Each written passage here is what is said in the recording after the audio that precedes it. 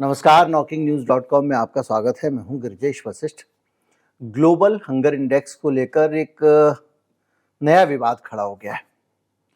विवाद यह है कि ग्लोबल हंगर इंडेक्स आया है और भारत सरकार मानने को तैयार ही नहीं है कि वो इंडेक्स सही है। सरकार का अपना अंदाज है, अपना तरीका है। वो हर चीज को, जो भी चीज उसकी कमी दिखती है, उसको एक विपक्षी आरोप की तरह देखती है और एक विक्टिम कार्ड खेलने लगती है। ये मैं आपको कई बार बता चुका। इस सरकार की शैली ही ये है। जब भी कोई सवाल, कहीं कोई शॉर्टकमिंग, कोई कमी सामने आएगी, ये सरकार सीधा आरोप लगाती है कि साहब ये आदमी मुझसे चिढ़ता है और मुझे बदनाम करने की कोशिश कर रहा है।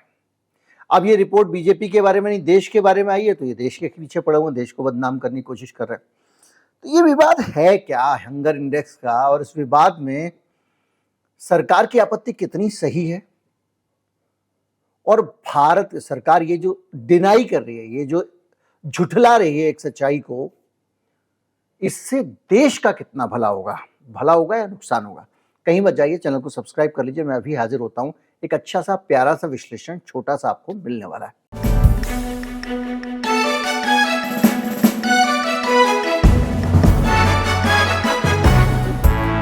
ग्लोबल हंगर इंडेक्स एक सूची आती है और सूची में जो नीचे से नंबर 1 होता है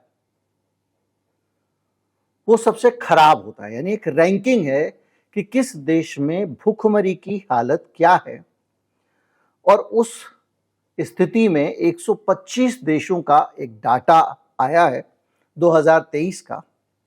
उसमें हम नीचे से मुश्किल से 12वें-13वें नंबर, कुल मिला के 125 देशों में से हम 111वें नंबर पे हैं। मतलब 110 देशों में हमसे ज्यादा अच्छी हालत है, और हमारा स्कोर कुल आया है 28.7। अभी स्कोर भी समझेंगे। और भारत की भुखमरी की स्थिति को बहुत गंभीर बताया गया है, और इसमें अपने पड़ोसी देश पाकिस्तान, श्रीलंका, नेपाल और बांग्लादेश से भी ज्यादा भुखमरी के हालात हम विश्व गुरु वाले देश के हैं। अब आप कहेंगे प्रधानमंत्री का महंगा एयरफोर्स 1 की टक्कर का हवाई जहाज, बड़ा सा, बहुत सारे, एक नया संसद की बिल्डिंग, सेंट्रल विस्टा, इस तरह की चमकीली भड़कीली चीजें भले ही आसपास दिखती हूं, लेकिन ये जो विकास का मॉडल, ये जो खबर आई है, ये जो रिपोर्ट आई है, ये इसकी पोल खोलती है कि भैया ये आप जो जितना भी 10 लाख का सूट पहन रहे हो ना, ये सिर्फ फोटो में आ रहा है। जिंदगी में जो आ रहा है वो आपका हालत है खराब, और वो है आपका बांग्लादेश से खराब, नेपाल से खराब, श्रीलंका से खराब, पाकिस्तान से खराब। पाकिस्तान आपसे 9 रैंकिंग ऊपर है, बांग्लादेश तो और भी ऊपर है, वो 81 है, नेपाल 69 है, श्रीलंका की केवल 60 है, और आपकी 111 है। तो अब मसला आता है कि भैया ये हो क्या रहा है, इतनी कम रैंकिंग भारत की क्यों आ रही है, ये एक समझने की जरूरत है। और तीसरा साल है जब लगातार भारत की रैंकिंग गिर रही है। 22 में 107 थी, और उससे पहले 21 में 101 थी। मतलब आप 10 रैंकिंग और गिर गए हैं। पाकिस्तान की रैंकिंग सुधरी है पिछले साल के मुकाबले। अब मसला है कि रैंकिंग हम बहुत दिनों से सुन रहे हैं, लेकिन है क्या? तो है क्या समझने से पहले यह समझना जरूरी है सरकार क्या कह रही है। सरकार का कहना है कि गलत रिपोर्ट और भ्रामक रिपोर्ट है। महिला और बाल विकास मंत्रालय ने इस पर आपत्ति जताई है, और इससे सही स्थिति देश की पता नहीं लग पा रही है, और यह भारत की छवि खराब करने की, जो मैंने कहा था विक्टिम कार्ड, कोशिश की जा रही है। और ये 3 इंडेक्स बच्चों के स्वास्थ्य से जुड़े वगैरह वगैरह। अब आपको समझ में आ गया कि भारत में बच्चों की हालत बहुत खराब है, भारत में लोगों के पास खाने को नहीं है, और हमारी स्थिति हमसे 110 देश ज्यादा बेहतर स्थिति में, ये इस इंडेक्स में, और कुल 125 देशों की ही वो इंडेक्सिंग करते हैं। उन 125 में से 110 भारत से बेहतर है। तो ये भैया ये इंडेक्स बनता कैसे है? इंडेक्स जब बनाते हैं तो इसको जब तक आप समझेंगे तब तक आपको आइडिया लगेगा नहीं कि ये क्या है, आपत्ति क्या है। और इस पे जो भारत सरकार की आपत्ति है, इसका जो जवाब आया वो जानना सबसे रोचक है। तो जो इंडेक्स है वो ये कहता है कि जो अलग अलग, जैसे अंडर नॉरिशमेंट यानी कुपोषण, लोगों को भोजन कम मिलना। मान लो मुझे जरूरत है प्रोटीन की, मुझे जरूरत है कार्बोहाइड्रेट की, तो कितनी जरूरत है, अगर उससे मुझे कम मिले तो अंडर नॉरिशमेंट है, यानी अल्प पोषण है ये। और ये जो स्थिति है, ये पता लगाते हैं कि भैया आपको, अगर मान लीजिए इसमें ये भी नहीं है कि प्रोटीन और उस तरह का, सीधे सीधे है कि भैया अगर आपको दिन भर में 1500 कैलोरी की जरूरत है, 1500 किलो कैलोरी, और आपको मिल रही है 800, तो वो अपना उसके नंबर देते हैं उसके आधार पे कि भैया आपके देश में लोग, अच्छा ये इनको पता कैसे चलता है ये भी अभी जानेंगे, भले चारों चीजें सुनने पैरामीटर। इसके अलावा चाइल्ड स्टंटिंग, ये भी एक आपका जो है वो है पैरामीटर। और इसमें 5 साल के बच्चे देखे जाते हैं और उनकी हाइट और एज का डाटा निकाला जाता है। 5 साल से छोटे बच्चों की अगर उम्र के अनुसार लंबाई नहीं बढ़ रही है तो ये under nutrition, chronic under nutrition, यानी लंबे समय तक इनको पोषण नहीं मिल रहा है, इसकी वजह से ये हाइट नहीं पकड़ पा रहे हैं बच्चे। दूसरा पैरामीटर, इसको कहते हैं स्टंटिंग। तीसरा है चाइल्ड वेस्टिंग। इसके अंदर ही क्या करते हैं, 5 साल तक के बच्चों का वजन तौलते हैं, वो हाइट के हिसाब से सही है या नहीं। तो क्या चीज देखी इन्होंने, पहले कि भाई कैलोरी जितनी मिलनी चाहिए उतनी मिल रही है कि नहीं मिल रही है। दूसरा ये देखा कि जिस उम्र में जितनी हाइट होनी चाहिए उतनी है कि नहीं, और अगर हाइट जितनी भी है उस हाइट के हिसाब से वजन पर्याप्त है कि नहीं। और इसके अलावा 5 साल तक की उम्र में कितने बच्चे मर जाते हैं, यानी 5वां जन्मदिन देखने से पहले देश के कितने बच्चे मर जाते हैं। इन 4 चीजों का गणित लगा के, हिसाब लगा के इंडेक्स तैयार किया जाता है। अब सरकार कह रही है कि ये गलत बता रहे हैं, तो अब इसको लेकर कौन क्या बताएगा, इसको लेकर जो है वो खुद जो इंडेक्स बनाने वाले लोग हैं उनसे बात की गई।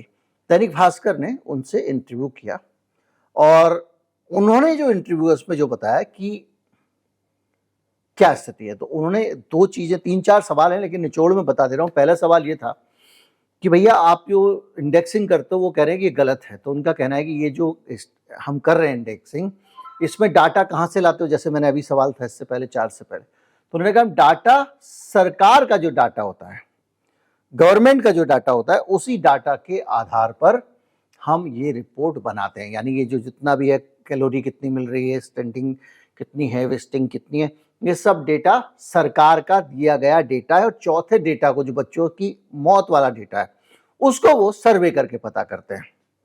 अब आप सोचिए कि इसमें ऐसा तो है नहीं कि वो अपने आप डाटा लाते हो। इसके अलावा भारत को छोड़कर किसी भी देश ने अभी तक आपत्ति भी नहीं जताई है। पिछली बार जताई, इस साल जताई थी, बाकी पूरे 125 देश इससे संतुष्ट हैं। इसके अलावा इस मामले में जो ये तरीका अपनाया गया है, इस तरीके को अपनाया और इस इंडेक्सिंग को करने में भी भारत की सहमति है, और भारत ने ही खुद बाकी देशों के साथ ये जो मेथड है इसको अप्रूव किया हुआ है। इसके साथ साथ ये मेथड बार बार अपडेट होता रहता है, ऐसा भी नहीं है कि जो हो गया सो अटक गया। खाना कितना एवरेज मिल रहा है, ये फूड की जो बैलेंस शीट बनती है, जो देशों का जो ऑफिशियल रिकॉर्ड है, इसके आधार पर तैयार की जाती है। इसके अलावा United Nations Food and Agriculture Organization, यानी संयुक्त राष्ट्र कृषि एवं भोजन संगठन या संस्था कहें, उसके एक्सपर्ट कई पैरामीटर से इस पूरे के पूरे चीजों की जांच करते हैं और उसके बाद ये डाटा आता है। अगर आप गौर करें तो लगातार गिरावट जो है वो चारों पैरामीटर में दिख रही है भारत के। एक पैरामीटर तीसरा वाला जो है वो थोड़ा बेहतर हुआ है, अंडर नॉरिशमेंट वाला। अब एक मसला ये आया, अब यहां पे आके 2-3 सवाल खड़े हो गए। पहला सवाल आपके मन में ये आएगा कि साहब सानू की भाई हमारे यहाँ तो बचता खाना हम तो कुत्तों को डलवाते हैं, हम जाके चौराहे पे खूब सारा चावल फेंक के आते हैं, हमारे गेहूँ फेंक के आते हैं गाय वाय के खाने के लिए भी। मैं आपको बता दूं स्थिति ये है, जिस इलाके में रहता हूँ वहाँ पे कहीं आसपास कहीं जाइए अगर आप, तो डिवाइडर के बीच में कोई ऐसी जगह बनी होती है जहाँ रोज कम से कम 1 क्विंटल खाना लोग फेंक के जाते हैं। ना वहाँ गाय खा रही है ना कोई खा रहा है। तो जो लोग खाना फेंक रहे हैं, जिनका खाना बच रहा है, जिनके बच्चे जो खाना पूरा बन रहा है वो खा ही नहीं रहे हैं, वो उस हंगर वाली सिचुएशन की कल्पना भी नहीं कर सकते। तो भैया आप कल्पना ना करो, लेकिन इसका देश पर क्या प्रभाव होता है ये जानना और भी ज्यादा जरूरी है। अब कैसे जानेंगे भैया देश पर क्या प्रभाव होता है? तो इसका देश पर जो प्रभाव होता है वो ऐसे होता है कि आपकी नस्लें अगर कमजोर होंगी, बच्चों का शारीरिक और मानसिक विकास नहीं होगा, तो देश को कमजोर पीढ़ियां मिलेंगी आने वाली। अब आप कहेंगे सरकार को फिक्र नहीं है। सरकारों को फिक्र इसलिए नहीं होती है, कड़वी बात कह रहा हूं, बहुत कड़वी है। हमारे देश में सारी सरकारों का पूरा फोकस अपर मिडिल क्लास और उसके ऊपर होता है। बड़े लोग मेडिकल की पढ़ाई कर लें, वो 1 करोड़ की फीस अफोर्ड कर सकते हैं, ठीक है, चल जाएगा देश का। हमको बच्चे भी अपने ही डॉक्टर बनाने ना, हमको क्या पड़ी है वो गरीब आदमी के बच्चे को डॉक्टर बनाने की।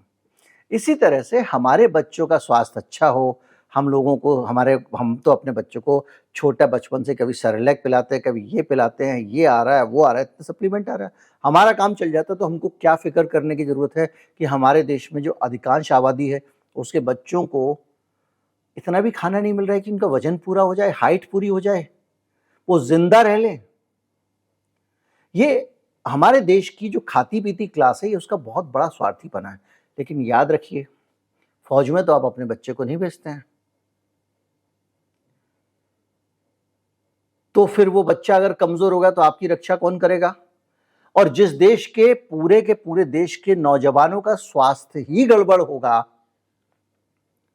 उनको कौन बचा सकता है? और ये जो स्थिति है इसको सरकार हर जगह डिनाई करने से क्या होगा? आप देश को खोखला कर रहे हो ना, हमारी आने वाली नस्लों को कमजोर कर रहे हो। और ऊपर से आप आरोप लगा देते हो कि छवि खराब करने की कोशिश हो रही है। अरे भाई उसको तुम्हारे खिलाफ चुनाव लड़ना है क्या? और ये छवि खराब ना हो मतलब हमारे पाप कर्म, ये पाप कर्मी है बच्चों को भूखा मारना। सकारात्मक बात यह होती है कि कोई भी सरकार डाटा को स्वीकार करे, स्थितियों को बेहतर करे और अपने बच्चों को अच्छा पोषण दे, ताकि अपने देखिए बच्चों को अच्छा पोषण दोगे आप ही को वोट मिलेंगे, ऐसा तो है नहीं कि उसको किसी और को मिल जाए कुछ। तो अगर आप उसको ठीक नहीं करोगे तो भविष्य क्या होगा देश का? अब सरकार सोचती है कि छोटा मोटा कुछ दे दें और कहें रेवड़ी। स्वीडन में पहली क्लास से लेकर और मेडिकल कॉलेज इंजीनियरिंग तक सब सारी शिक्षा फ्री है, सारा इलाज फ्री है। फ्रांस में और हमारे देश में रेवड़ी रेवड़ी गाते रहते हैं सुबह से शाम तक, इनको पता नहीं कितनी रेवड़ियां पसंद है। अब मैं आपको बताऊं कि स्थिति जो हो रही है ये हो रही है कि भारत को छेड़ के किसी ने भी आपत्ति दर्ज नहीं की है और वो कह रहे हैं कि गलतफहमी है मेथड को लेकर। इसके साथ साथ वो कह रहे हैं कि देश को इंटीग्रेटेड डेवलपमेंट पर ध्यान देना चाहिए और अगर सामाजिक आर्थिक विकास पे इसके गंभीर परिणाम होंगे, कुपोषण नहीं हुआ तो। लेकिन अब मैं आता हूं, देखिए भारत से एमनेस्टी इंटरनेशनल चला गया, भाई उनका काम है आपको बता देना कि आपको क्या बीमारी है। कई लोग कहते हैं पॉजिटिव बोलो, मुझे तो लगता है कि डॉक्टर के पास जाते होंगे और डॉक्टर इनको फिर अगर बताता होगा कि आपको ये खराबी है, आपको ये इलाज करने की जरूरत है, दवा लिखते हैं, तो ये बोल देते होंगे डॉक्टर को भी पॉजिटिव बोलो। किडनी खराब है ये क्यों बता रहे हो? हमारा लीवर सही है ये बताओ। अरे भैया तुम्हें पता नहीं चलेगा तुम्हारा इलाज कैसे होगा? इस देश की दशा और हालात के बारे में इस देश के नागरिकों को, मालिकों को नहीं पता चलेगा तो कैसे होगा? सरकार की बदनामी नहीं होनी चाहिए, मतलब कुछ भी हो जाए हम अपने घर में आग लगा दें, अपने घर को सड़ाते रहें, हैजा हो जाए, हमको टीबी हो जाए, हम अस्पताल ना ले जाए अपनी बीवी को, और कोई कुछ कहेगा तो हम कहेंगे कि साहब वो हमको बदनाम करने की कोशिश कर रहा है। दुनिया भर के अच्छे जो एनजीओज थे उन्होंने भारत से दूरी बना ली है धीरे धीरे करके। और ऊपर से एक काम और हो गया है, जैसे ये चाइल्ड नरिशमेंट का मामला है, दुनिया भर के बड़े एनजीओज के प्रोजेक्ट आते थे बच्चों को आयरन की गोली खिलाना आए थे। इसी तरह से तरह तरह के पोषण के आते हैं, एनजीओज काम करते हैं, गांव-गांव जाते हैं, बच्चों को कोई कभी कुछ पोषण के लिए देता है। क्या किया सरकार ने? सारे एनजीओज बंद कर दिए। इनको पता नहीं कहां से गलतफहमी हुई थी कि एनजीओ चलाने वाले लोग जो हैं वो ऐसी विचारधारा के जो हमारे खिलाफ रहते हैं। तो आपने क्या किया कि सच ये है कि आपके घर में आग लग रही थी और आपने आंखें बंद कर ली, और कोई आपको बोलता आपका घर जल रहा है तो करिए, हमको बदनाम कर रहे हो, हमारा घर तो बहुत अच्छा है। लेकिन इससे बेहद घटिया परिणाम आने वाले हैं। सरकार चलाने के लिए ये अच्छा है, राजा की छवि के लिए अच्छा है, मोदी जी के कीर्ति पता के लिए अच्छा है, लेकिन मोदी जी के देश के लिए अच्छा नहीं। और ये किसी भी तरह से कोई देशभक्ति है ही नहीं, जिस देशभक्ति में नागरिक प्राथमिकता पे ना होकर सरकार और सत्ता प्राथमिकता पे हो। तो हंगर इंडेक्स का जो सच है वो सरकार को स्वीकार करना चाहिए, और उसको स्वीकार करके क्या करना चाहिए? ऐसे प्रोग्राम बनाना चाहिए जिसमें सबका विकास हो। आर्थिक नीतियां ऐसी बनानी चाहिए, और जिस दिन ये बन जाएगा ये समस्या दूर हो जाएगी। उम्मीद करता हूं वीडियो आपको अच्छा लगा होगा। अच्छा लगा हो तो ज़्यादा से ज़्यादा लोगों तक पहुंचा, चैनल को सब्सक्राइब कर लें। नमस्कार, जय हिंद।